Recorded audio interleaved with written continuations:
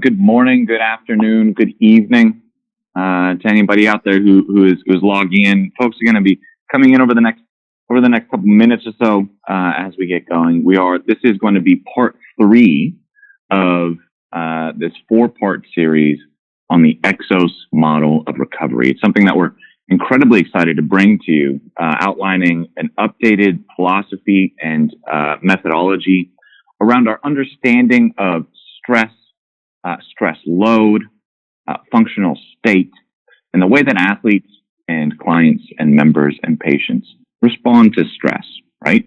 How we can then target the work that we give to our members, to our athletes, and how we can then maximize the ability for them to be able to recover. My name is Tristan Rice. I am on the continuous improvement or staff development and methodology team, and incredibly excited today to have Shannon Earhart along here with me. Shannon, why don't you give yourself a quick introduction, huh? Yeah, Shannon Earhart. I'm a registered dietitian by trade. Started my career as a strength coach. I've been with Exos for about 6 years, and I am sitting on the performance delivery team. So do a lot of education, internal, external, and help with the growth of our nutrition methodology. So excited about this recovery series. And of course, you've done plenty of content here on the membership. On the membership model here. So folks at home will be plenty familiar with you and the content that you have and know that you're in high demand. And so certainly want to dive in because, and to bring everybody up to speed, to make sure that we're all sort of speaking the same language and starting from the same position. The idea here is that we take a multidisciplinary approach to recovery, trying to understand what is recovery and trying to understand what is it that you would do about it. If you were able to tune into part 2 last time with Dr. Chris Bertram, I introduced this concept of recovery as it's almost like the analogy is sort of like recovery's an elephant, right? Like, and if I'm blind and you're blind and Chris is blind and in part 4 we're going to have Omi. If we're all blind, it's like we're standing at different parts of the animal with a hand on the animal and thinking that we have a full understanding of what that 3,000 pound pachyderm is, right? And so the point of this series to bring in Dr. Chris, to bring in yourself, to bring in I guess it'd be Dr. Omi as a doctor of physical therapy, wouldn't it? Is to gain better perspective, a more well-rounded perspective on what that animal is, that animal being stress, that animal being recovery. And this is based on the assumption that if an athlete comes in, if a member comes in to me and says, Coach, I don't feel good today. The way that I see that problem is going to be based on my training and my experience. Because I have very specific training and experience in the areas of strength and conditioning. Chris would have very specific training and experience in the areas of applied neuroscience. You in the area of nutrition, and Omi in the areas of physical therapy, understanding movement quality, and these sorts of things. And so the idea is that if one person comes to me, Coach, I don't feel good today. If that same person were by happenstance to have come to Chris or to you, Shannon, or to Omi, each of us, the 4 of us, would reach for completely different tools from our own toolbox that we had been built through our experience, through our training. And so the question is, if we all are able to agree that each of us would be effective on the day with that individual, meaning that we help that person feel better when they leave than when they first came to us. If I'm able to do that with my strength and conditioning tools, if Chris is able to do that with his magical brain doctor tools, if you're able to do that with your nutrition tools, and if Omi's able to do that with his physical therapy tools, and that those are separate and unique, if we're each able to make progress with that person on the day, how can I genuinely say that my understanding of stress and recovery is complete? And so that's sort of the position that we're starting this from. And so if we go and take a look, at some of this content, what I want to think about is what I want to do is just give a bit of a review, right? Like get everybody back up to speed so that we're all sort of speaking the same language, starting at the beginning of the presentation, though, of course, isn't it? Where remember, we've introduced this concept of functional state, right? Where functional state is sort of the status of the biologic systems of the person as they come to us on that day.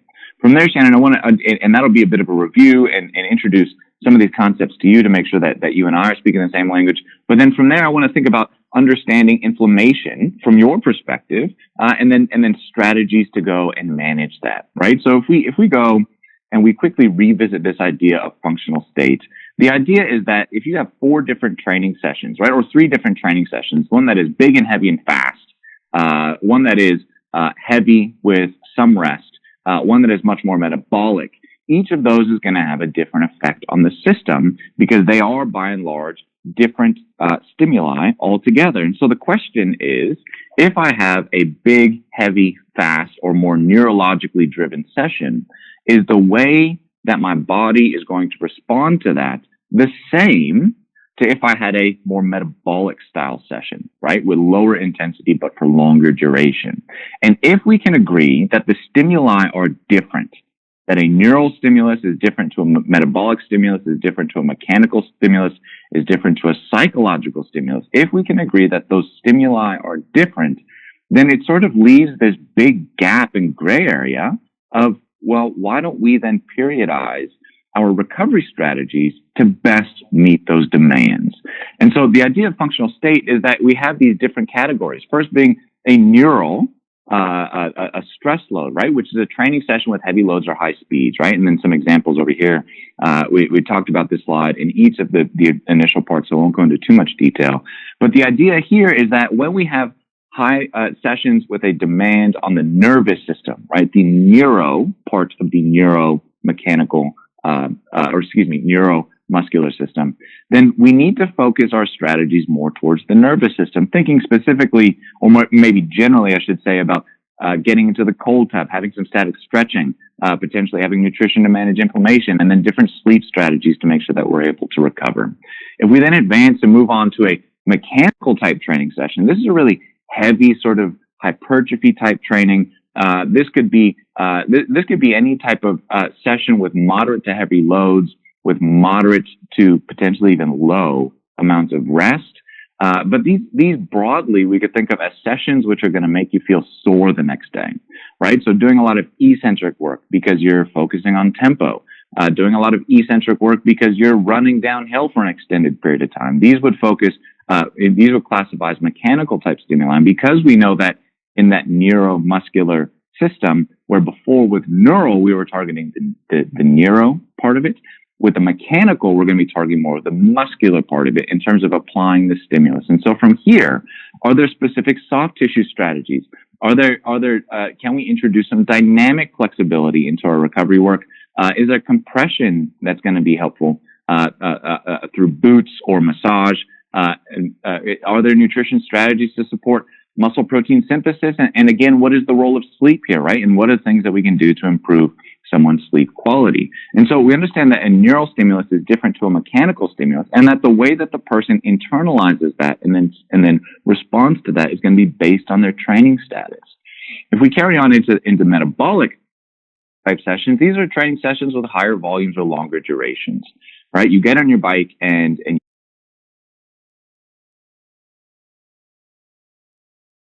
you go for a ride and you decide that you're going to come back next Tuesday, right? Like you're just out on the road and you're just doing stuff. Or it could be a more metabolic conditioning style lifting session. It could just be lower intensity for much longer duration, thinking of like sets of 12 or 15. But sessions which are primarily going to target the ability of the body to supply the ATP, the fuel necessary to withstand the duration of the session. And so here, in these types of strategies, now we think about targeting compression, right, to the local tissue. We think about getting a bit of a flush, the concentrically focused, non-weight bearing yellow zone ESD type sessions, thinking about pushing a sled or like doing maybe like a Versa climber or even getting on an elliptical where you're non-weight bearing, right? These are going to be really good ways to get a bit of a bring some blood flow to the tissue and pull some of that sort of dead tissue away so that we're able to improve the recovery process.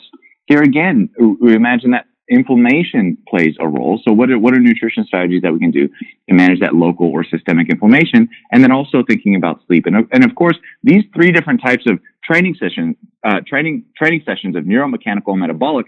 We call them neuromechanical metabolic, and we classify sessions as one or the other, but we understand that it's not a hard delineation, right? Like a neural training session, say you're 3 sets of 2 at 93%, like that's going to be a high neural stimulus, but there's also going to be a significant load on the mechanical system, isn't there? Right? Like in terms of soft tissue and the way that soft tissue is going to respond to that session. And so I think we understand that there's always going to be crossover. A neural session is also going to be significantly mechanical. A mechanical session is also going to be significantly either neural or metabolic, or maybe kind of a mix of the three. A metabolic session is always going to be partially mechanical. And then we understand, of course, that all of these are going to have a bit of a flavor of psychological stress load as well, where this is just sort of the emotional or intrapersonal stress of going about your day, right? Dealing with traffic and showing up late, and your alarm didn't quite go off, and your kids got out of bed too early, et cetera, right? Intrapersonal or environmental stressors, right? And so here we laid out with Chris, or initially in part one, we gave some simple strategies of breath work, or having a meditation practice, or a stillness practice where you sit and you are able to have opportunity to deal with the person that sits behind the wheel, so to speak. Here we think about getting into a cold tub. Chris talked about a stress inoculation of leaning into these stressful type situations. Think about nutrition to support cognitive performance, right? Like, are there things that we can maximize, or things that we can do and introduce to our fueling planes to improve the efficacy of the cognitive systems? And then, of course, sleep being the catch-all, that if we can square away your sleep by getting on a consistent schedule, and by targeting environmental factors of sleeping in a dark, quiet, cold room. And then if we can also wrangle some of these lifestyle effects of not having caffeine too late in the day, limiting alcohol consumption, these sorts of things, we know that we can really start to dial away sleep. And then in part two, Chris really introduced these psychological strategies of mindset, inner awareness, biologic rhythm, stress inoculation, and ANS regulation, ultimately aiming at autonomic nervous system regulation.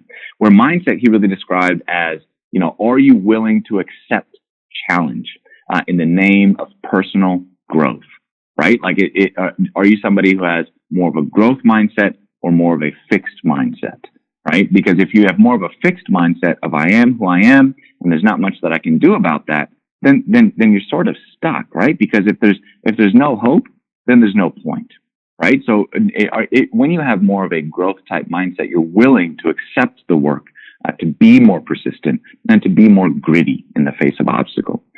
Inner awareness, right, is sort of understanding of my physical, my psychological, my emotional place in space and time, right? Like, what is happening in my body? What is happening with my person? What is happening inside the skin, so to speak, right? And then am I able to affect that with a specific set of tools from a specific toolbox, right? Which we'll talk about in ANS regulation.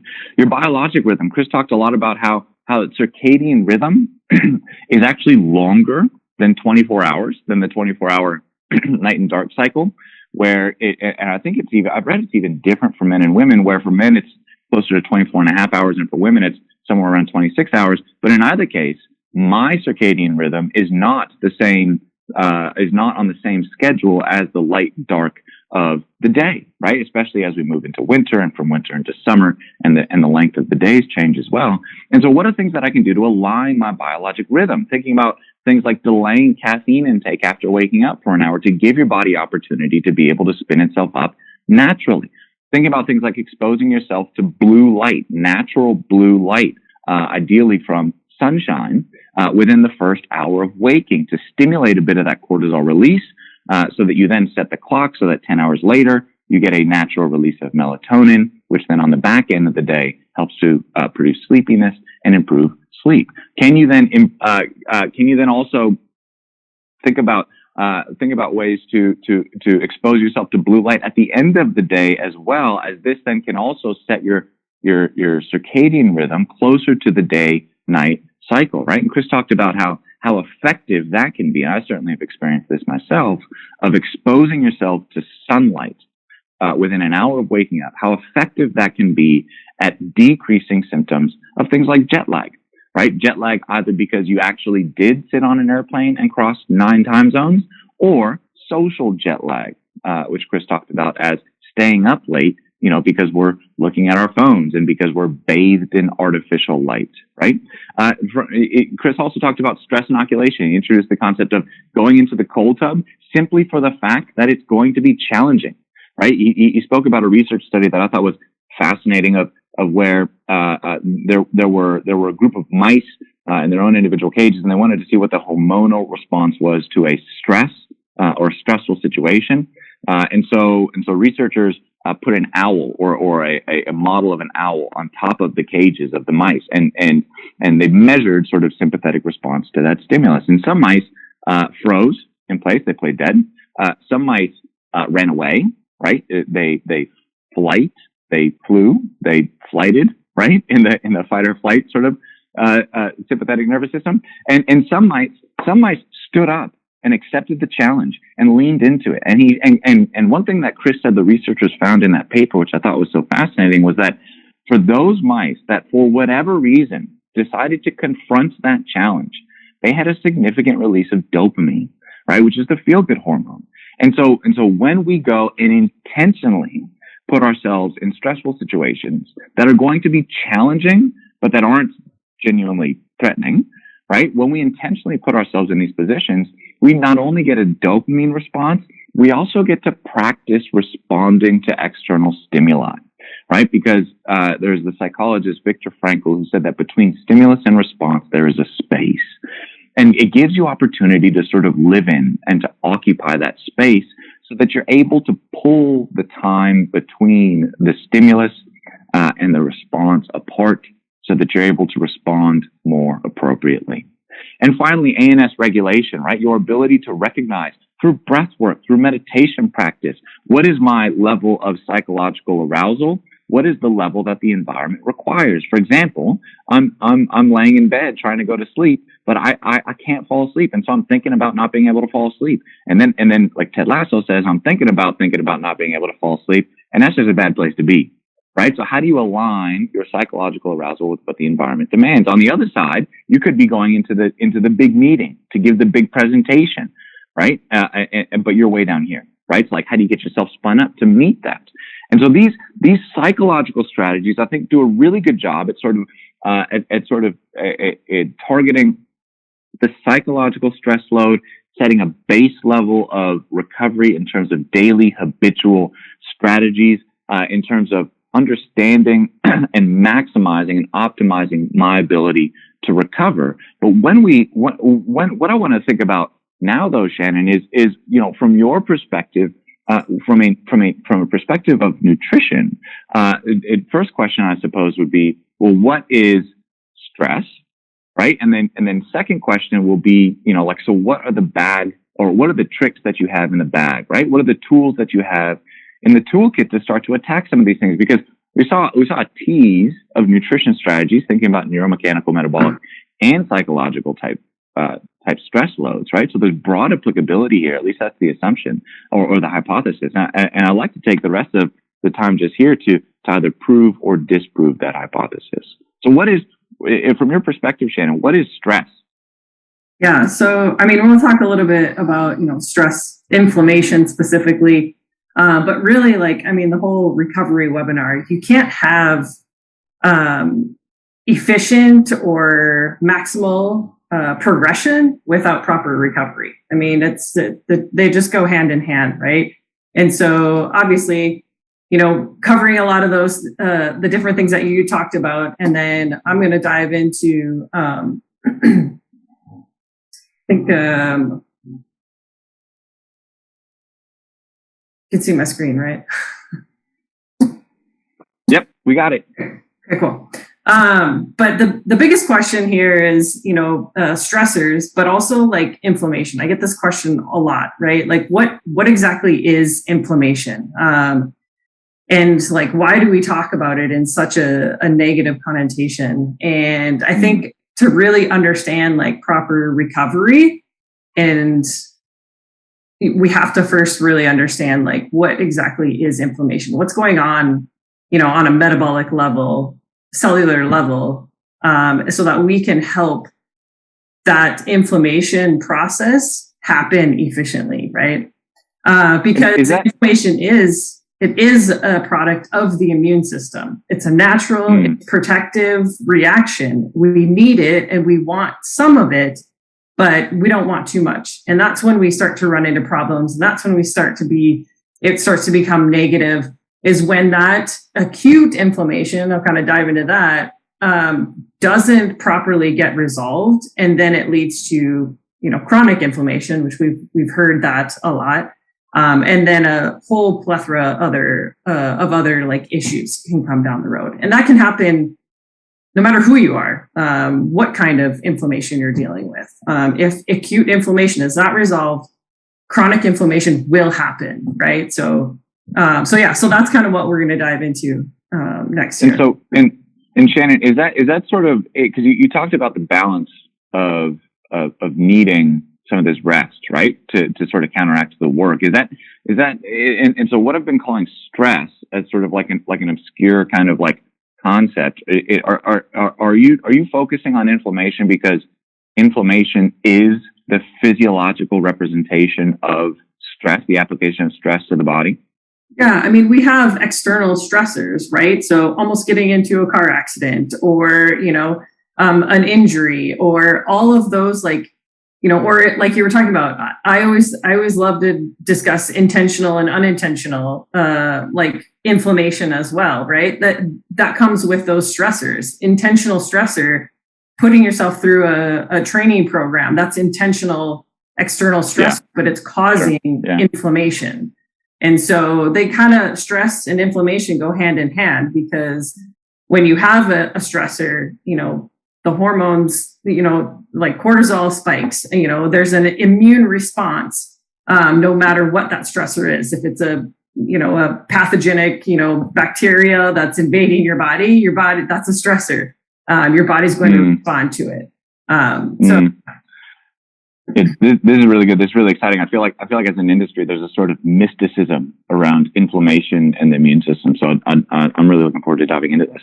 Yeah, for sure. So like I mentioned, there's acute and there's a chronic inflammation, and acute inflammation is that immediate response to any sort of cell tissue damage, injury, a foreign substance, like an object, you get cut or whatever. I just sliced my ankle open on my road bike yesterday morning, so so that was fun. And or even bike food, in there. Food could be a foreign substance that's causing acute inflammation, infection. That bacterial invader.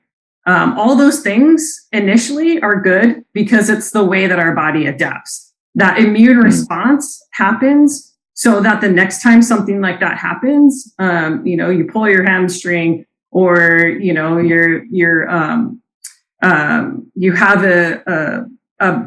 an illness or whatever, right? So that the next time that same bacteria potentially invades your body, you're able to handle that better, and you may not, become sick or whatever, right? So the whole immune response is your body, adapting to that stressor and being able to handle it the next time much better, right? And so it may not be as crazy. So again, we've got this unintentional and intentional inflammation that we can cause, and that unintentional is things that you don't expect in illness, a strained muscle, a pulled muscle, food you may not have any idea what kind of food could be potentially causing a little bit of immune response. But all those things the body's still adapting for the next time that it potentially, happens. Intentional inflammation, this key concept, injury versus soreness. You talked a little bit about, that soreness. DONS, that delayed onset muscle soreness that we experience. We've all been there. You get so sore you can't even sit down and go to the bathroom or stand up from a chair. Like, we've all been there. But that soreness is inflammation.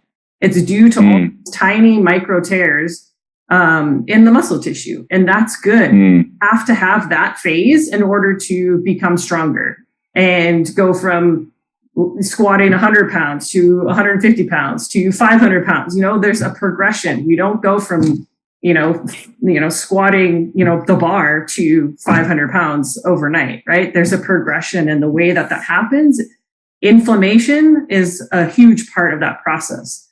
And so that's intentional inflammation. You're intentionally creating that stress, that damage to that tissue so that your body can rebuild and become stronger for the next time, right?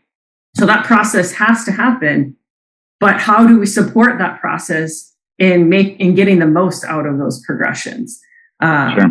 And so that we'll kind of, dive into a little bit as well. But that concept of injury versus soreness, that soreness is inflammation. When you are injured, you pull a hamstring. That is inflammation. But the response is generally going to be the same. But obviously, I have a huge gash in my ankle that my body is trying to heal that right now, as opposed to if I were to, have just finished a squat session yesterday and I'm feeling a little today, tomorrow might be a little bit worse. And then we go on from there. So I guess I should say the effects you may feel differently, but it's all kind of the same. So that makes sense. So in the short term, then it sounds like inflammation is a product of the immune system, right? In response to something, right? Any sort of stressor that you've done. Any sort of stressor, right? And so in the short term, it actually is a good thing, because it sounds like what you're saying is that that's actually the mechanism of supercompensation. Yeah, it has to, that's just a natural response that our body does. If we didn't have an inflammatory response, I don't even know what would happen. I don't know, you'd melt or something. I don't know, but we need that. So then, when we get into, acute inflammation, like I mentioned, that's good. We need that. It needs to happen. But if that acute inflammation doesn't become resolved, and I'll really focus on this entire presentation is all about the resolution process of inflammation. It's the most important process in order to progress and have that maximum progression, and no matter what it is, right? So when acute inflammation does not be resolved, it becomes chronic. So when we're talking about, the injury versus soreness concept in DOMS, delayed, onset muscle soreness, we want that soreness to go away, right? We don't want to constantly be sore, right? And because when that soreness goes away, that inflammation has been resolved. If we've got an athlete or a member that is not properly focusing on their recovery strategies, everything that we've talked about, and they just keep training at high intensity, extreme, conditions, that can become problematic, right? That acute inflammation can lead to chronic inflammation, putting them at a greater risk for, overtraining syndrome. Actually has an opposite effect of what you're trying to accomplish, creating muscle weakness. It may affect the arteries and the blood vessels that pass through the muscles. So, among many other complications that come along with chronic inflammation, systemic inflammation. But all of those are primarily being driven by being under recovered, which I know we've talked about this several times before, is that umbrella term that includes fuel, sleep, massage, stretching, all the neuroscience stuff, every single recovery strategy that we've ever talked about falls under that umbrella, and they all play an important role in helping that acute intentional inflammation resolve so that your body can adapt and become stronger. With more than sorry, go ahead. I was just going to say it's more than just overtraining, isn't it? It's overtraining, but it also could be under recovered. Yeah, and it sounds like a flavor of under recovered would be under fueled, or the sort of dichotomy of over fueled but undernourished. Yeah, right. And all of those sort of all of these, chronic inflammation, is driven by being under recovered. Period. And whether that's under fueled, if you're not paying attention to your sleep, if you're not doing proper, like, stretching, massage after like a new training program that you're dealing with, and you're like, super sore and, have that, like if you're not focusing on any of these things, that can lead to the bigger issue. So you could be properly fueling, right? Or you could be properly sleeping. But if you're missing one of those things, you need to have them all like integrated to get the most out of your recovery. And then that's when like the issues come with the chronic inflammation, right? And with the general population, if we're just like talking about the business professional, right? And they're not necessarily doing these crazy training sessions, but let's say that they're like in a highly stressed job and they're meeting after meetings after meetings, and they work long hours, right? Like they're not recovering. Like they still need to recover because those are still stressors, external stressors. And sure. Unfortunately, that's where I see a lot of chronic inflammation is with that population, because they're not focusing on themselves and they're not focusing on recovery. So that could be being poorly fueled. That could be just not, like not taking care of their mind, not sleeping right. Like how many people are burning, at both ends, so to speak.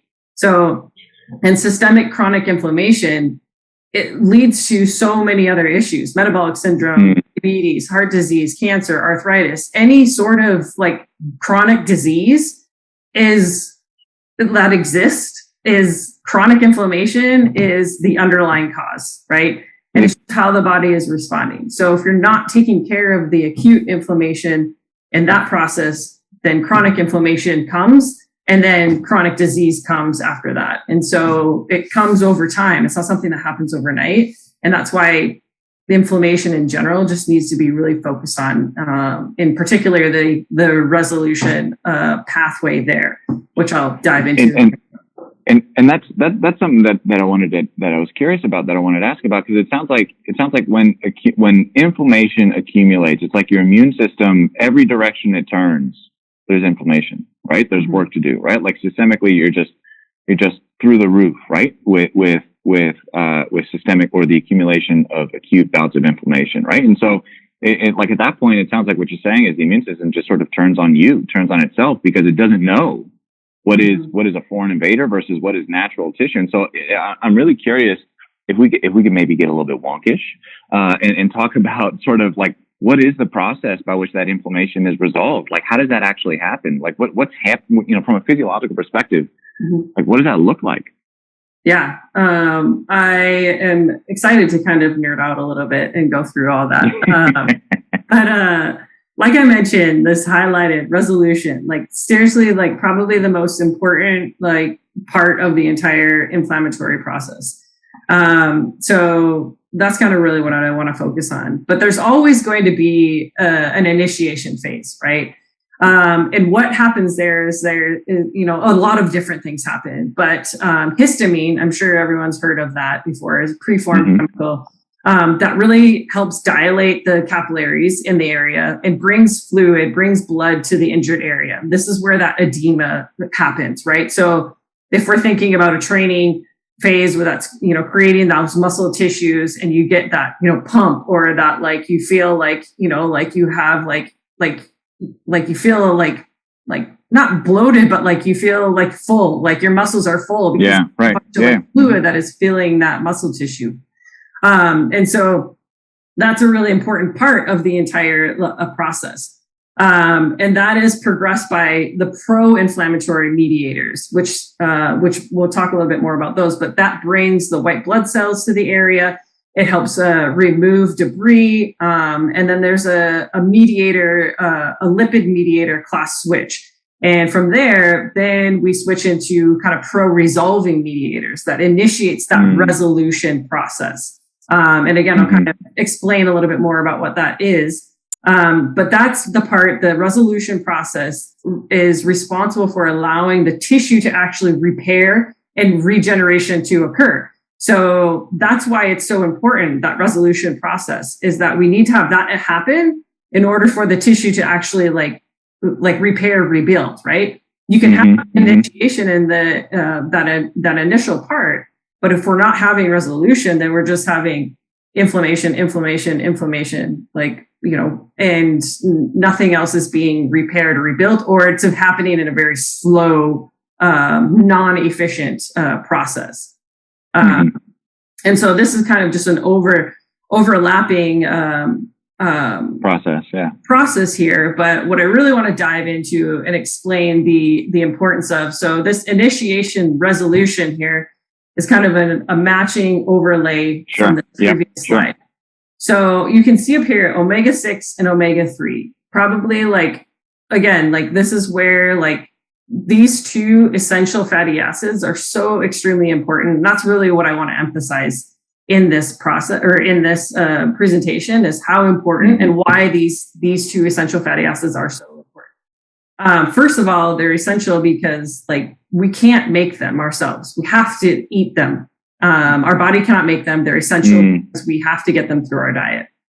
And the way that they play such an important role in the whole inflammatory process is, so like I mentioned, there's that initiation phase. Histamine creates that edema and the fluid accumulation, right? Then the initiation phase is driven by the pro-inflammatory mediators, and they come from omega-6 fatty acids, specifically arachidonic acid.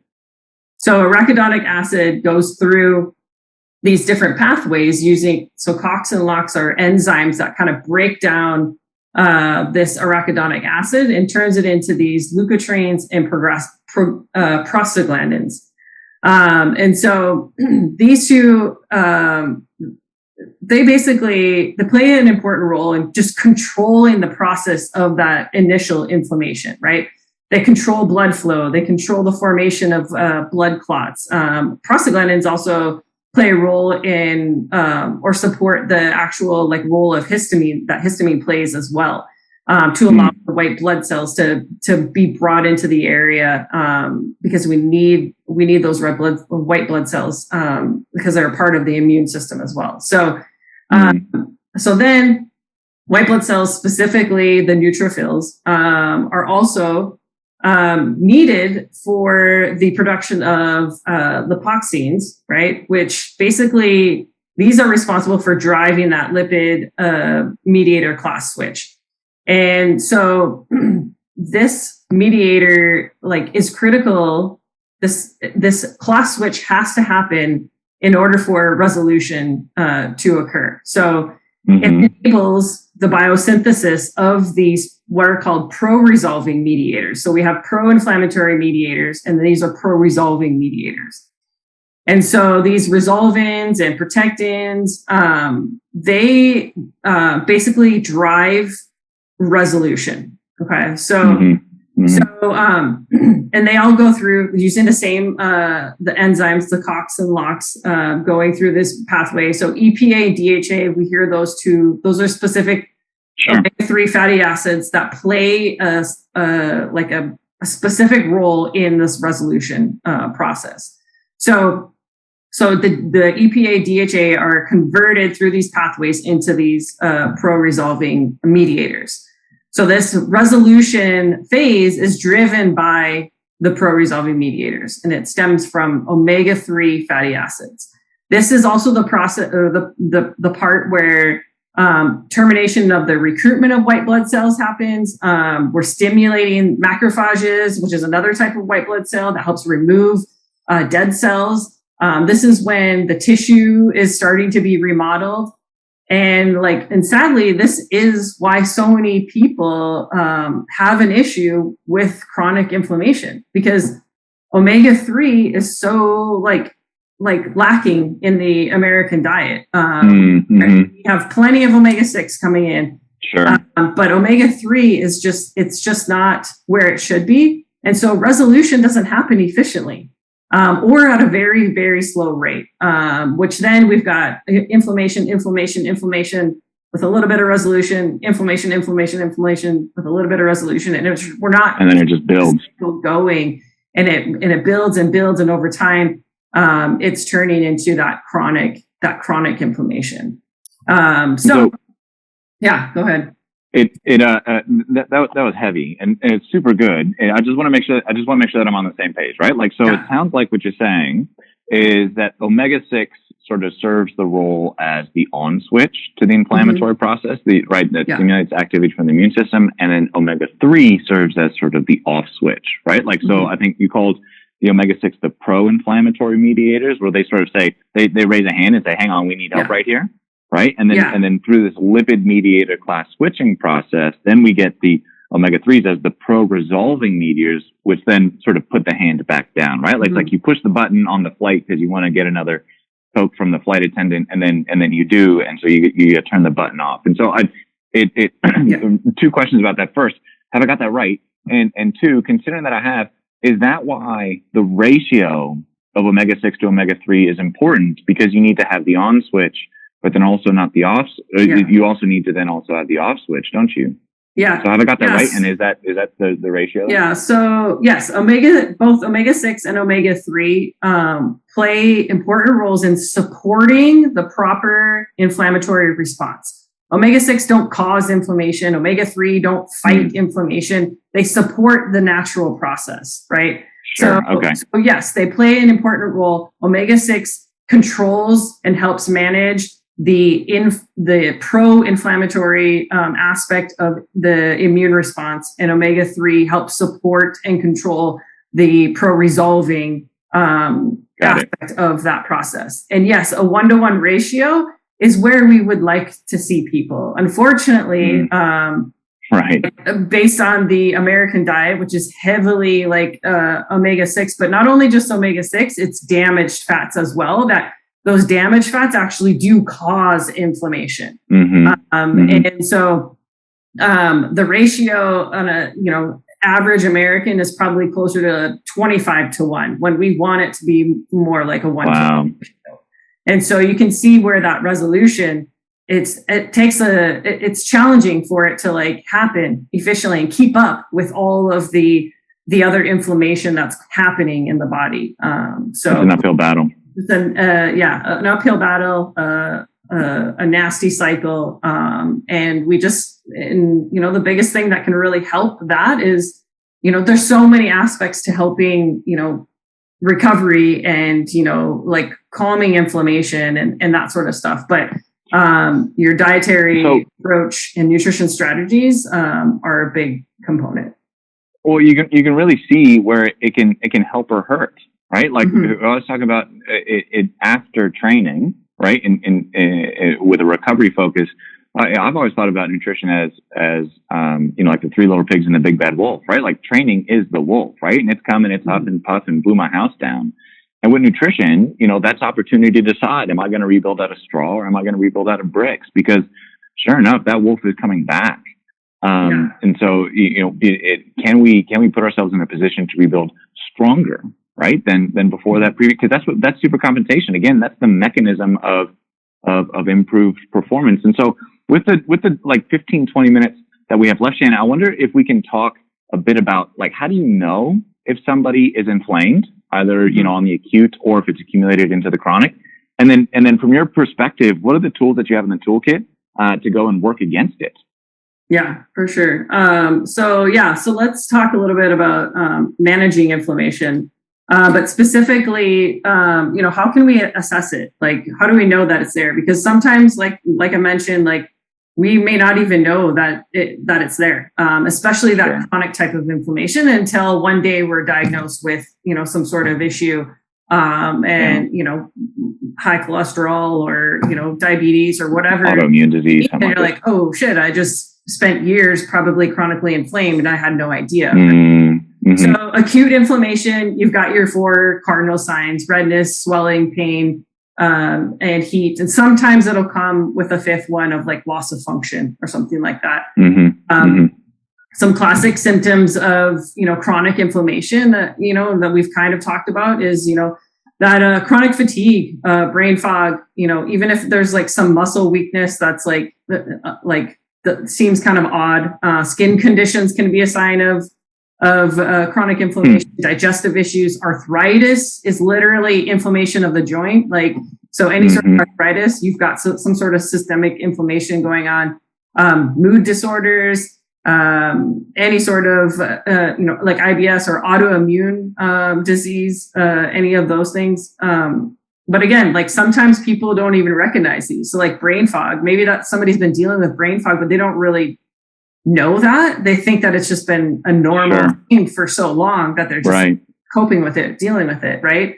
Until they, take action to kind of like, fix that. And then it becomes a whole like new world for the person. Like, holy cow, like I didn't realize it was so like mentally taxed, So those are some, some symptoms that you may see. We can also take a look, internally and get an idea of like maybe what's going on from doing some blood markers and looking at inflammatory blood markers.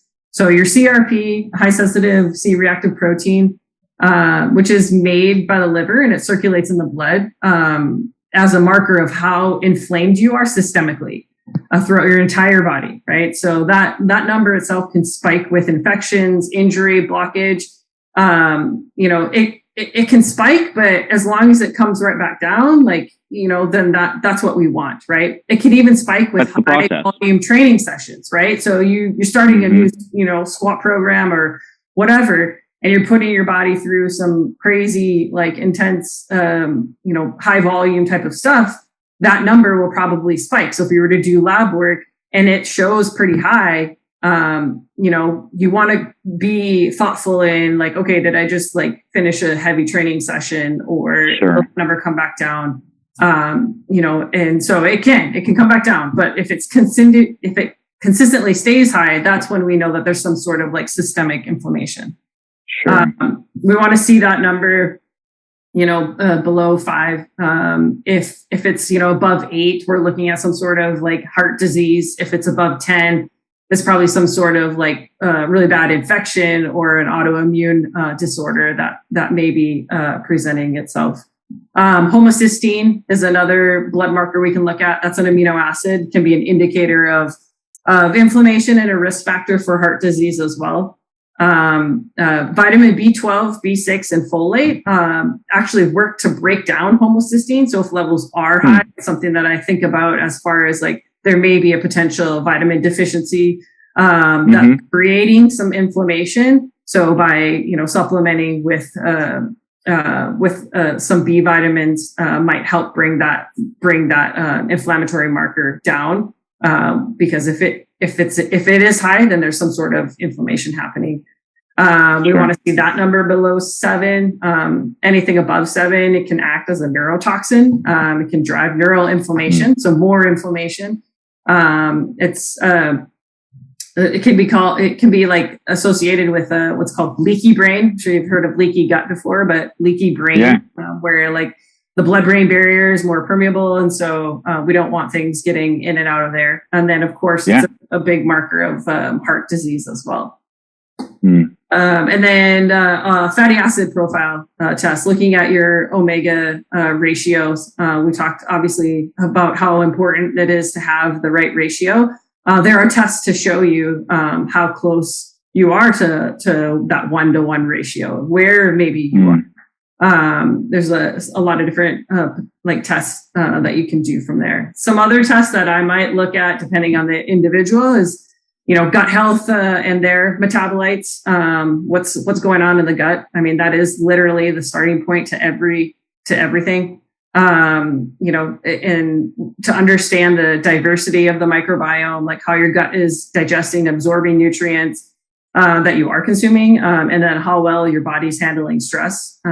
Those are some things that I like to know as well when I'm working with somebody. And then ferritin, which is your iron storage lab marker, can also be a potential inflammatory indicator.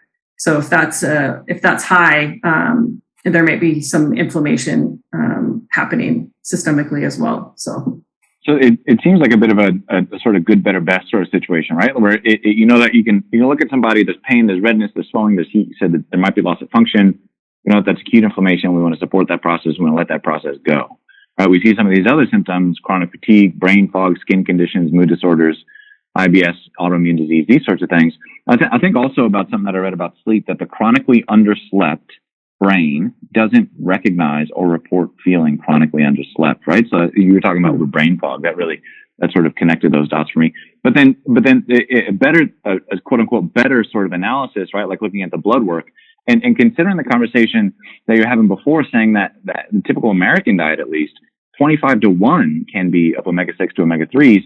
It sounds like irrespective of whether or not you are symptomatic, there should be things that we're looking at in terms of managing and supporting the inflammatory process. Like, is that right? And then what are the things that we can do? Yeah, absolutely. So we'll kind of dive in there right now.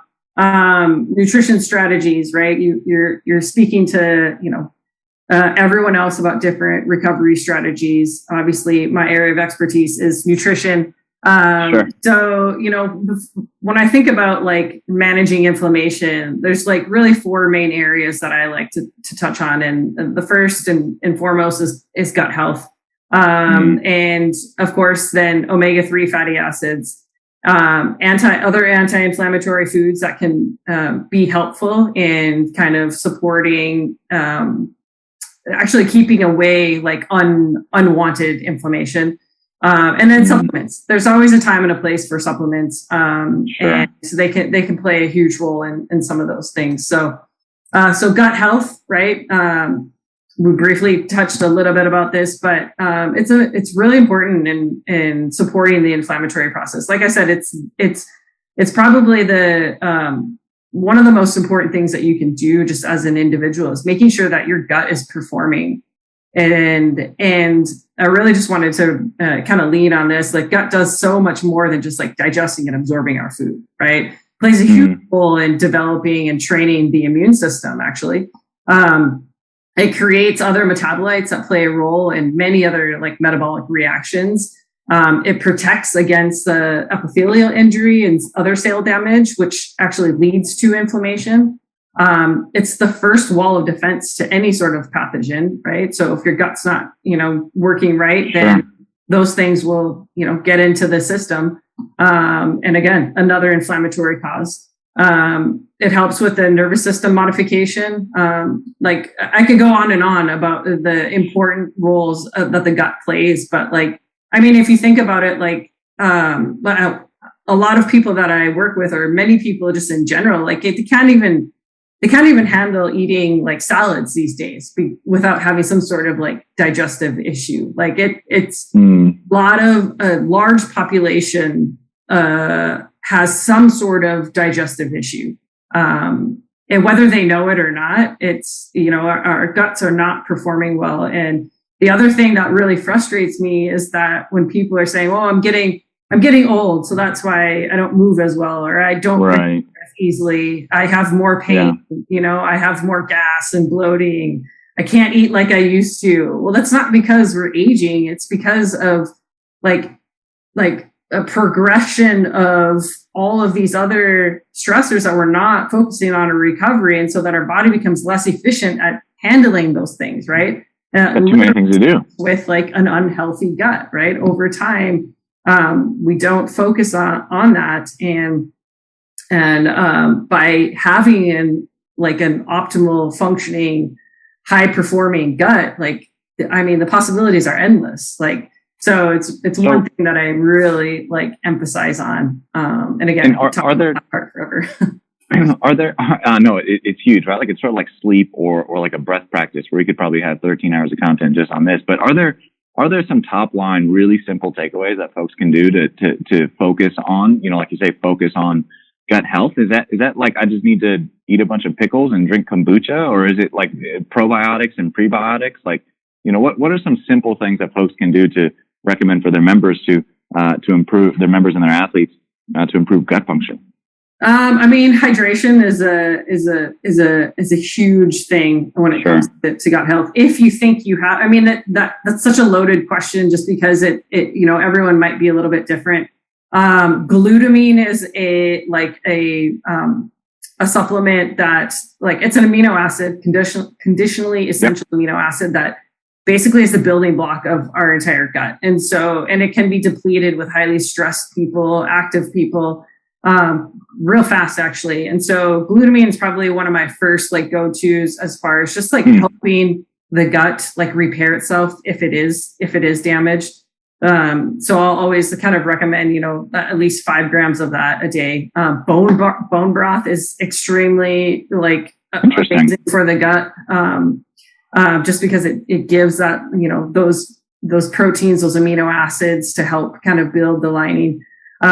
Fermented foods, making sure that we're fiber is probably hands down, but if your gut is so messed up, you might not be able to handle a lot of fiber, right? Sure. So you have to take the steps prior to kind of help repair the gut and then start, because keeping the probiotic and the bacterial balance that you want, we need to give it fiber, and not just like fiber from like vegetables. I'm talking about soluble fiber as well, from like beans, lentils, legumes, like those sorts of oats, like those sorts of foods that will really help support the gut. But again, a lot of people, how many people do you know that can't handle beans, right? Well, that's because their gut is so messed up that like they can't. And it could be just individual too. Like everyone's going to be a little bit different. I'm not saying every single person should be able to eat beans, but like, it's a big one for sure. Yeah. But yeah, so omega fatty acids, of course, like, so important, right? We talked about the role in the whole inflammatory process. One of the most important things in the diet, probably one thing that I think everyone should be supplementing with, is an omega-3, specifically an EPA, DHA, omega-3 quality supplement. You have to be careful with those because there are lots of things. But again, they're essential because we can't get them. Our body can't make them, so we have to get them through food. Right. And ideally, we need to be getting more omega-3 than omega-6s, and specifically EPA, DHA. That's going to come from fatty fish, oysters, seaweed, algae for those vegan vegetarians. But it can also be converted from alpha linoleic acid, which you're going to get from like nuts and seeds and things like that. Omega-6, like I said, we get plenty of omega-6, so it's not something that you really need to focus on. I have vegetable oils highlighted in red because, as I mentioned earlier, there are some of those damaging types of fats in those vegetable oils. The way that they're processed, they're already damaged in because they're processed under like high heat, high pressure.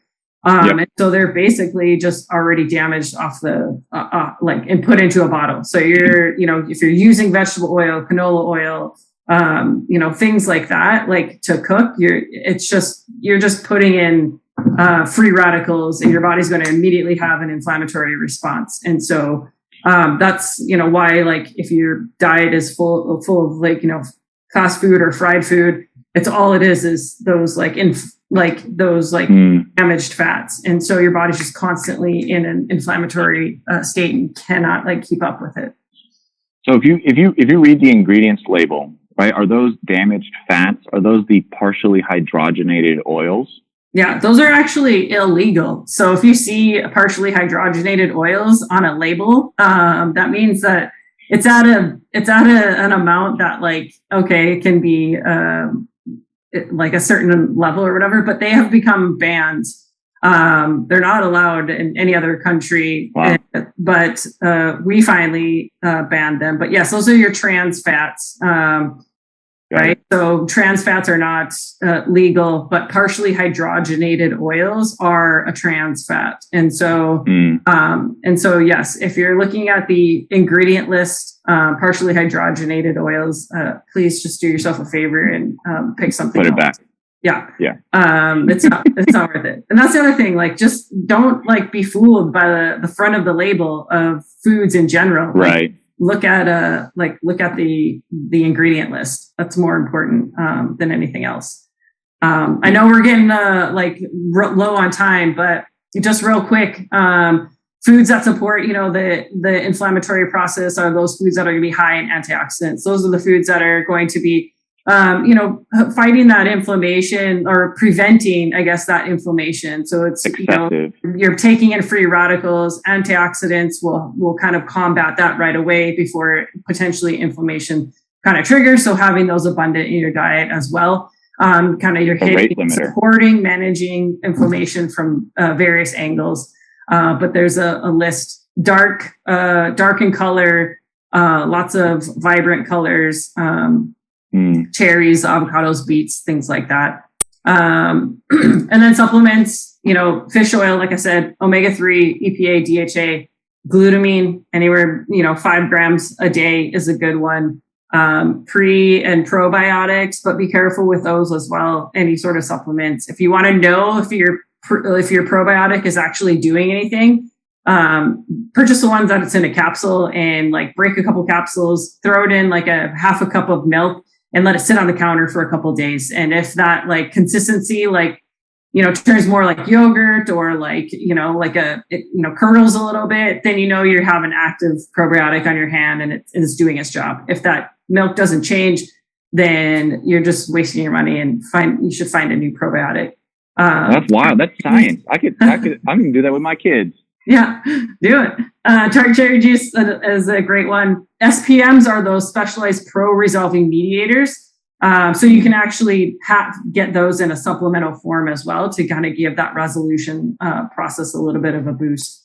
And then zinc plays a huge role in signaling inflammatory cytokines and managing all of that. So it can be quickly depleted and highly stressed or active or injury, infection. So having a little bit of additional of that. And then CBD can also be a good role in supporting inflammation, the proper inflammatory process. So by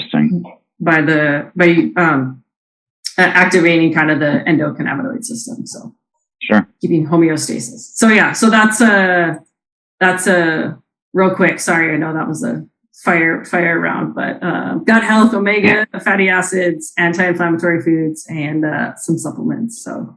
And is it that order, or is there a 1, 2, 3, 4, or is it, because I know that we've heard before that supplements can be an important part of a strategy, but they can't be your whole strategy, right? So like, is supplements sort of like the last thing that we're looking at? I think if we're looking at this, gut health is probably the most important, but omega-3 fits into that category. Supplements fit into that category. Anti-inflammatory foods, they all kind of fit into this. If you can get your gut like performing optimally, then everything else is going to work the way it should, including the inflammatory process. What's so exciting about this to me is thinking through the lens of a neural versus mechanical versus metabolic versus psychological stress load that somebody's been placed under because of training or because of the environment or because of life. These strategies seem like they would really have broad applicability, right? Where if you really taxed the neural part of the neuromuscular system because you've like 8x3 at 93%, it seems like maybe it seems like some of the strategies here are really going to help to target and maintain an appropriate level of inflammation, an appropriate inflammatory process. In the same way that we might talk about, the type of stress that we would see from a mechanical stimulus, right? A mechanical stress load versus a metabolic stress load versus the day-to-day sort of kind of accumulation of stress from a psychological perspective or an emotional or an intra-personal perspective. And so I think I really see a lot of connection here between like this is just sort of foundational, right? Like irrespective of neural, mechanical, metabolic, psychological, it's like, look, let's work on your gut health. Right? Like, and it could be through supplementation, like you say, right? Like it could be glutamine, but it also could be making sure that you are, you're getting your dark green leafies, right? Like in these sorts of things. Let's look at your omega fatty acids, limiting or trying to manage the amount of omega-6, staying away from the partially hydrogenated, which are illegal, targeting omega-3 to build up that ratio, right? To get to that 1 to 3. And again, supplementation can play a role there. And then also focusing on the anti-inflammatory foods. I'm just going to go out and buy a bunch of dark chocolate covered cherries now and pop them on the couch after the kids go to bed, right before we go to sleep, right? Like, but focusing on again, you had that list of anti-inflammatory foods, and there weren't very many surprises on it, were there? Right? Like you got a lot of colorful vegetables. You got some fruits in there, like berries, that sort of stuff that we know is good for us, and probably also going to have some good insoluble fiber, which maybe is also going to be helpful for your gut, which is also going to improve your ability to manage inflammation in the first place. So I think there's lots of really great, tangible kind of like foundational sort of things that these are irrespective of training or not training, right? What phase of training, these sorts of things.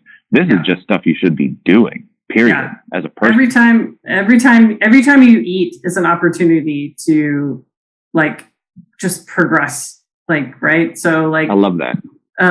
Like it, you know, whatever it is that you're choosing, like it doesn't, you don't have to do like 100% of this 100% of the time, right? We always talk about the 80-20 rule, right? As long as there's some sort of balance and you're being intentional with every time you eat, right? Even if it is like, oh, I'm out with a friend and I'm celebrating, so yeah, I'm gonna have a beer and a slice of pizza or whatever. Like, okay, that's great. As long as there's an intention behind that, you're not just like, you know, eating whatever randomly to eat it or whatever. So every time you eat is an opportunity to, you know, fuel yourself properly and help support the recovery process.